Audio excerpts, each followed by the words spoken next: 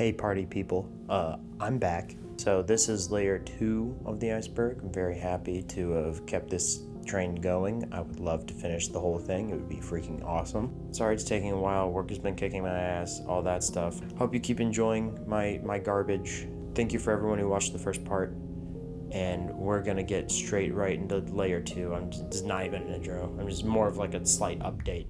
Au revoir, my friends.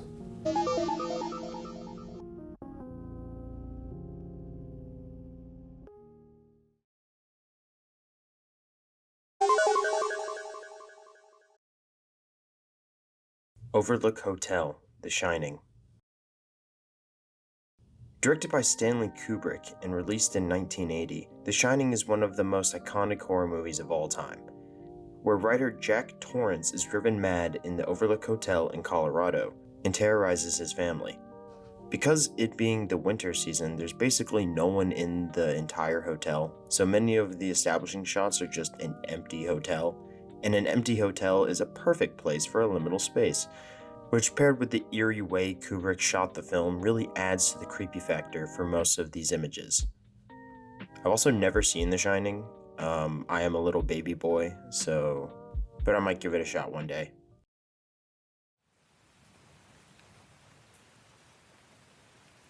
(154th Freston Road, Notting Hill, London. Rick Astley's Never Gonna Give You Up music video.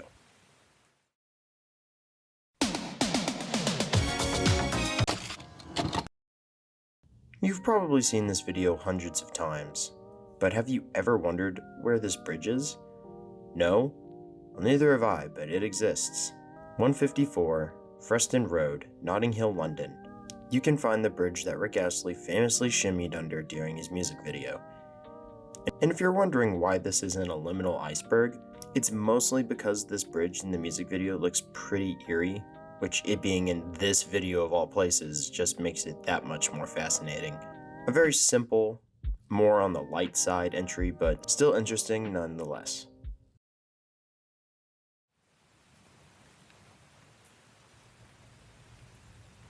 Toys R Us. Toys R Us. It was every kid's dream to go to one of these stores. Just the thought of a store decked out with toys of all shapes and sizes would drive any kid wild within a 3-mile radius, which is why they had to shut that shit down in 2018. If you're born in the mid to late 2000s, this was your 9/11. And the reason that Toys R Us makes a really good liminal space is because it checks off all the boxes. Abandoned creepy building? Check. The feeling of loss plus nostalgia? Check. Darkness? Sometimes. Even though Toys R Us is technically back, it's not to the same capacity that it was all those years ago. I'm glad I got to go to a few times when I was little, even though I don't remember much. I do, however, remember that it was attached to a Babies R Us, which I had no idea even existed.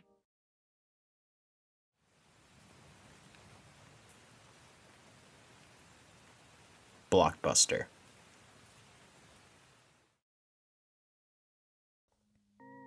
Another great store that was taken from us. Since 2014, all corporate-owned Blockbusters have been closed, leaving Blockbuster as just a distant memory, an old video rental store that's now defunct, but lives on purely through people's nostalgia. That sounds like it'd be perfect as a liminal space.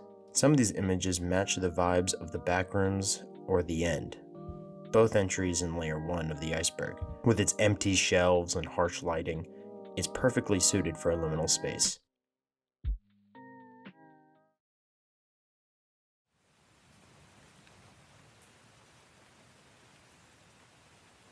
Pipe Dreams.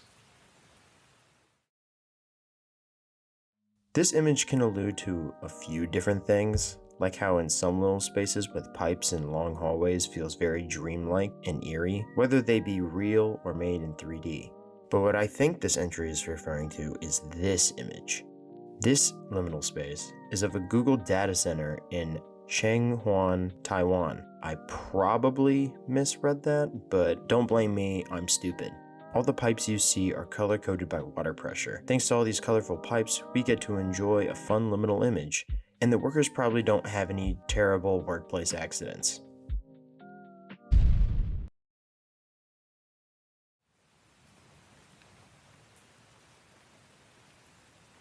out of business. It's real common to see big empty rooms or buildings in liminal spaces. This entry is solely on the business side of things. Think back to The End from Layer 1 or Blockbuster from literally like 2 entries ago. Something about a place where people frequently go just being completely empty with nothing on the shelves, or just a completely empty building altogether, just a really dark and uninviting store with nothing in it. I have one of those nearby.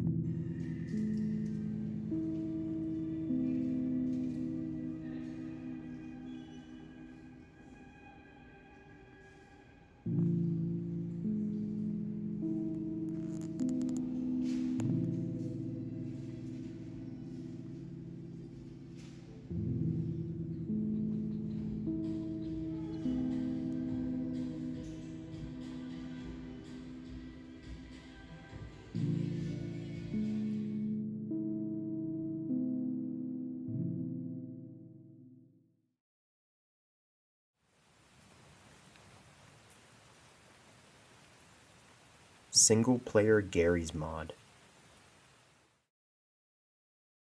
Gary's Mod, a popular sandbox game made by Valve in 2006, is a game that would be no stranger to you if you were on YouTube a lot as a kid in the early 2010s. Shout out Vanoss. As a mod of Half-Life 2, it was extremely popular. And as a sandbox game, it was really fun just to mess around with friends in a big open space. But what if you don't have any friends? I hear you asking. Well, don't worry, you can play Gary's Mod all by yourself. And lucky for you, or unlucky for you, depending on how much you like creepy and empty environments, you can see a Liminal Space 3. If you want to see more on this subject, there are thousands of videos on YouTube about Gmod's many liminal spaces that I recommend you watch.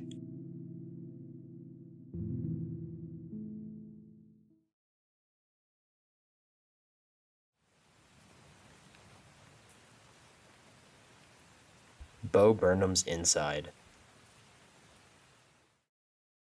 Flashback to 2021. We're all inside because of a little thing going around. So to cure some of that boredom, you go onto Netflix before they skyrocket its prices to watch a new comedy special by Bo Burnham called Inside. There isn't much in terms of liminal spaces with this entry, besides a few screen grabs from the special that do look pretty liminal. Some of you guys are weird. But I mainly kept this entry on the iceberg because I've seen Inside like 6 times and I think it's pretty good. I highly recommend it if you have Netflix, that is. But if you don't have Netflix and don't want to pay like $1 billion a month, then I'm sorry, I have no idea how you'll be able to watch it.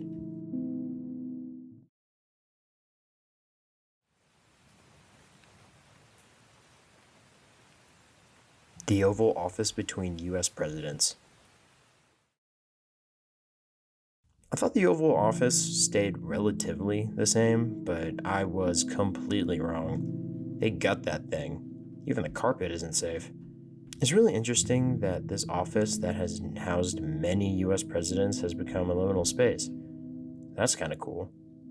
Can you tell I like history?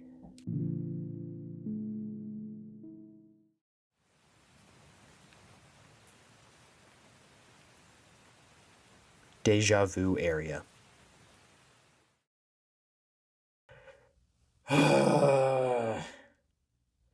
So I thought I was just gonna show this image and say, wow, what an eerie picture, am I right, guys? And then be done. But I stumbled through a lot of Google searches and Reddit threads to find the context to this sign. Was it real? Was it just a joke? But thanks to this post by WaterIsWet05 from 4 years ago, we know a little bit more about this image. He found out that the earliest sighting of this post is from 2018, and that it's most likely in a New York subway, given that MTA is on the sign, which stands for Metropolitan Transit Authority. The MTA operates the subway and bus systems of New York. Okay, well, why is the sign here? Well, WatersWet05 has a theory for that too. They don't have a concrete reason as to why this sign is here, but they do propose that it's street art referring to SCP-184, which infinitely duplicates hallways/rooms to the point you go crazy, making the deja vu sign make a lot more sense. Jeez, that was a lot for literally one image of a sign.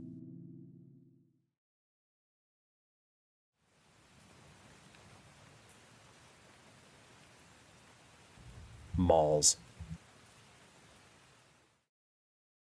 This entry, along with the next one I'll talk about here in a sec, are very simple, and I basically talked about this kind of stuff already, so I will just make it brief. The entry malls is all about how malls, mainly dead malls, are perfect for liminal spaces, like top 5 for sure. Big barren halls made to facilitate thousands of people, just to have no one in them is pretty creepy, especially if they're dark or poorly lit. It's just something about, again, having room to house a bunch of people and it being completely empty will always be creepy.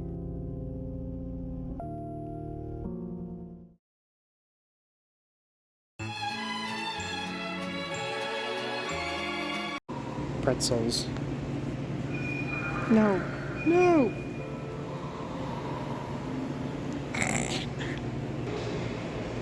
Wow. Gaming. Broken escalator. Old cards. Old cards. Oh, hell yeah. That looks sick. Dead malls, am I right? Come back here. Come back here. Come back here. Imagine working at one of these stalls. Like, just like be the one person that's here. That'd be crazy. Look at that.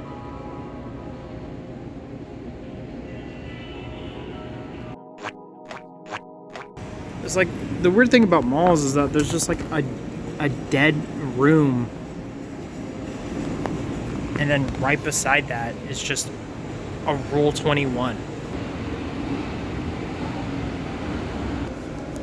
There's like one light on over there. The rest is like natural light. That's so cool.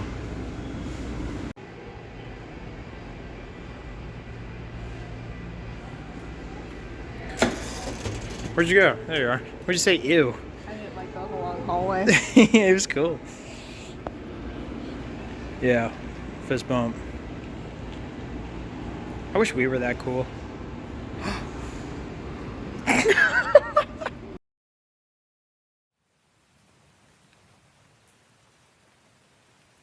Grocery store. Just like how empty malls can be on the creepy side, grocery stores are the exact same way when no one is in them. Bonus points if it looks really old or just really dark.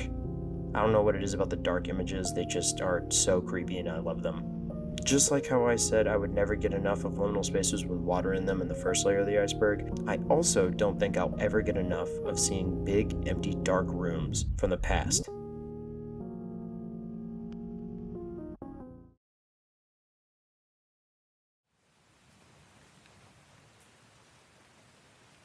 Shooky.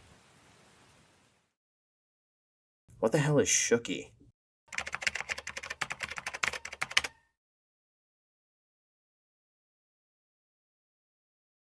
I don't think that's right.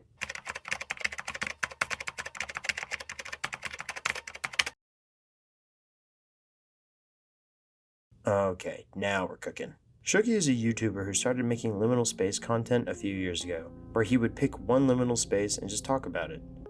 His very first video on the subject of liminal spaces, and his first video on the channel for that matter, is the most viewed video with 408,000 views as of recording this video. Most of his videos are shorter in length, so if you want to go binge all of his stuff, I'll leave his channel in the description if you want to check it out yourself.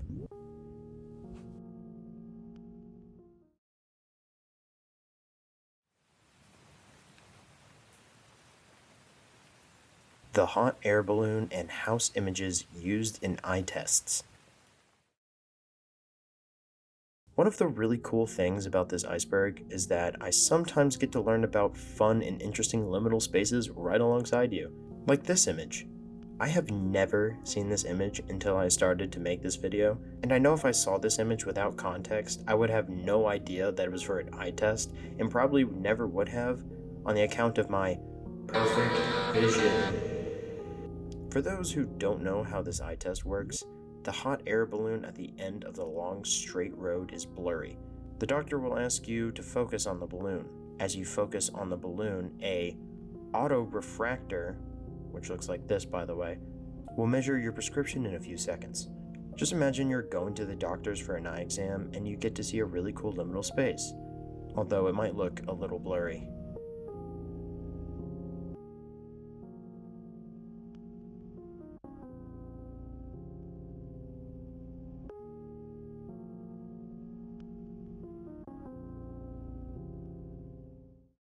That's layer 2, baby. Oh